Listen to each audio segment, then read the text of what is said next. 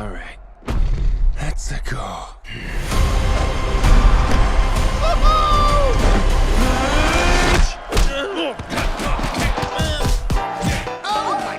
Okay. Well, it finally happened, everybody. After nearly 30 years, we finally have a proper Super Mario Bros. Movie, and it was fantastic. For those who don't know, this is actually the third attempt of making a Mario film, with the first being 1986's The Great Mission to Save Princess Peach, exclusive to Japan, and 1993's god-awful live-action adaptation, which had so many development issues, honestly it's really much its own video in itself. But if you want the whole story, I highly recommend Matt McMuscle's What Happened on the Mario Bros. Movie. It's very informative of what really went down on the development of that film. Long story short, the movie was so awful, Nintendo never put any of their franchises on the big screen again. Until 2019's Detective Pikachu movie. Though that is technically Game Freak putting their franchise on the big screen, it's more of a Nintendo second-party IP. But patience paid off for all of us Mario fans as we finally get a proper Mario movie in the big screen. And of all the people to actually make a Mario Bros. Movie,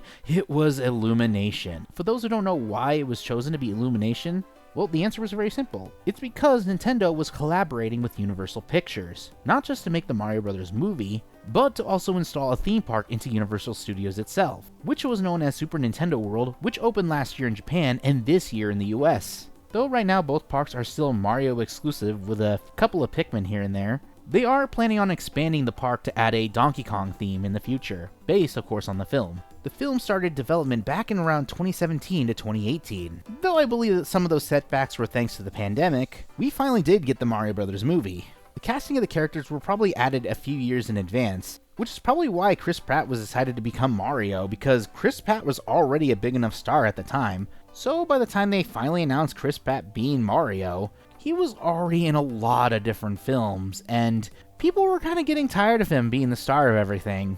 Not to mention a lot of the projects he was on were not very good, among other things. And I'm just gonna flat out say it now, Chris Pratt was actually not that bad as Mario. I mean, yeah, I think it would have made more sense to put Charles Martinet as the star, but according to Hollywood rules, apparently you need a big name celebrity in order to sell tickets, which is actually not entirely true. Though the rest of the cast I actually thought did a really good job.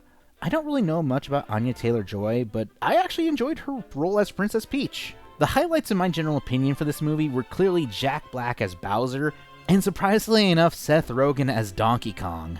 That's mostly because I am a pretty big Donkey Kong fan myself, and I really got to enjoy his role because he was just really goofy in it. Though unfortunately not everything kinda works. He was really entertaining, but Toad really didn't add much to the film at all. Not to say that I didn't really enjoy the movie for what it brought, mostly because the film gave me what I've always wanted, a proper video game movie. I'll be really honest, I didn't really come watching the Mario movie for the plot. Not to mention which studio was actually in charge of making this film, you're definitely not watching this movie for the plot. Though animation-wise, I think this is the best Illumination has ever done. Not only did they get the details of the Mario universe so perfectly well, I could actually see Illumination actually learning from this experience making better animated films. Anything to finally put Minions off the limelight is great enough for me. Not to mention, the video game music in this is really good. Sure, there is some licensed music here and there, but it's not as bad as people say it is. With the creation of Nintendo Pictures, it also has me really excited for what Nintendo will bring to the big screen next, whether it be The Legend of Zelda, Metroid, Splatoon, or personally myself, Star Fox. Sure, I will admit the plot will probably be the same as Star Fox 64, and Star Fox Zero, but seeing these characters interact with one another and finally grow as a team would actually be really great. Something similar to the first Guardians of the Galaxy in my general opinion. Though you generally don't want my personal opinion, I think the next film they'll be making is a Mario Bros. 2 and a Donkey Kong film, and I'm not against that.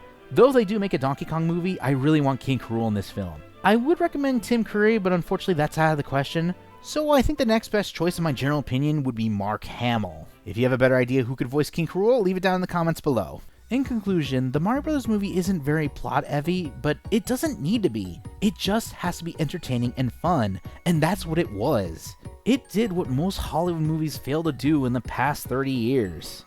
Make a video game movie that's actually fun. Is it the best video game movie of all time? It's really hard to say. We're entering an era of films where video game movies are just getting better and better over time. Even some of the biggest IPs are now getting very good video game movies. Ironically enough, the next big video game film is the third Sonic the Hedgehog film, but I'll talk more about Sonic as a whole some other day.